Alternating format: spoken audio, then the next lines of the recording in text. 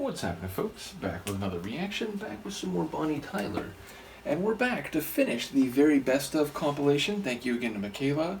And the final tune is an unreleased track, or previously unreleased up to this point, if I get my brain to work correctly. And that is I Can't Leave Your Love Alone.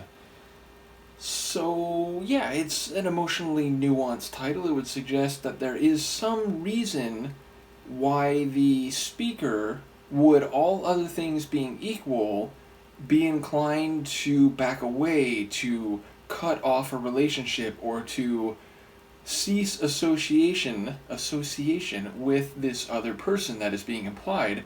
But they're also saying that perhaps with their heart speaking louder than their mind, a la Jennifer Rush, they are unable to. They can't back away. They can't cut things off. They can't let go. So it sounds like someone who's in a difficult position, but whose emotional inclination perhaps runs counter to what would otherwise seem logical, or at the very least it sounds sympathetic when other people might be less inclined to show sympathy. So let's see what I can catch on a first listen. This is a previously unreleased track as of the point of this very best of compilation by Bonnie Tyler called I Can't Leave Your Love Alone.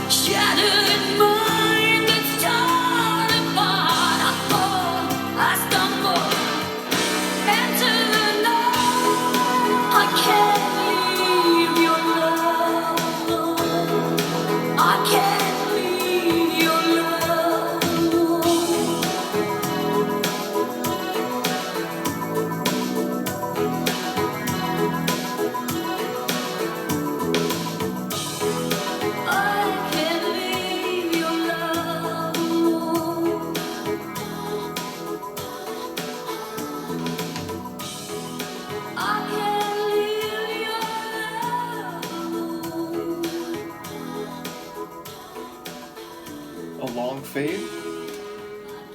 As I've said many times before, if you are going to do a fade out, make it gradual, don't fall off the cliff. And yes, it's interesting sonically, it had a bit of a synth reggae feel, just that constant keyboard chord, or I don't know, it was like a single note even, but it was very rhythmic and it sort of gave it that back and forth groove that a lot of keyboard based reggae has. But of course we had some bluesy guitar, especially in that solo section, and it still had a bit of that like late 80s, early 90s synth ballad type of feel. But she definitely seems to be talking in that complicated emotional place like I was thinking, and indeed the heart over mind reference seems like it is relevant. I mean, she's talking about having, what was it, a split head, or like a broken head, a broken heart, a shattered mind, all of which sounds painful, and she's talking about being in a desert and, without sustenance, whether you can take that to be the other person's presence or indeed the other person's love. But she's also saying, she can't live without that other person's love. So it sounds like she is hurt, she is broken, but she hasn't given up the situation yet. She hasn't let go yet, and she is still trying to reach out and to make the connection or preserve the connection such that it exists, though again seemingly at great cost and with great pain. And of course Bonnie's raspy, scratchy vocals fit that type of emotional state, I think, especially well.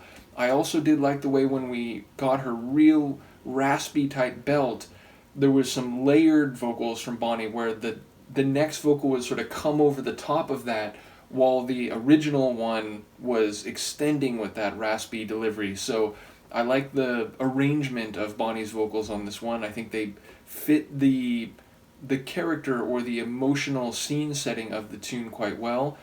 And yes, so it's funny, like I wonder sometimes when I go through these different deep dives, when there's B-sides or even unreleased tracks that get put out later as, bonus material on a deluxe edition many years after the normal version of an album comes out, I wonder how labels make these decisions. And in some cases, I'm thinking of Soft Cell immediately. I'm aware that sometimes the band is at odds with the label, where the label boss or the producer is like, no, we got to go with this as a single, and the band disagrees, like, no, this one would be better for a single. So in this case, I wonder why this was a previously unreleased track, which would suggest that there was an opportunity to release it before. It doesn't sound like it's brand new for the sake of the compilation. It sounds like here's something from the archives that we never quite found a place for. Now maybe I'm wrong about that, but if you call it previously unreleased, it seems to imply that it could have come out earlier, but it was eventually shelved and was then released as part of this compilation. So I enjoy it. Again, it feels emotionally like it is in vein of a Jennifer Rush tune, where we're often talking about, between the rationality of your mind and the feelings of your heart, maybe this is pulling you more than that, but even then that can cause problems, and you can feel isolated even as you are reaching out. So it seems like it's in that territory. And as I said, I enjoyed the light reggae stylings mixed with a bit of blues guitar and the late 80s, early 90s synth feel. So once again, I absolutely have enjoyed going through this. This is not the last Bonnie. Thank you again to Michaela for sending this and providing even more material, which we will go through. So let me know what you think of this one, and I will see you next time. Peace.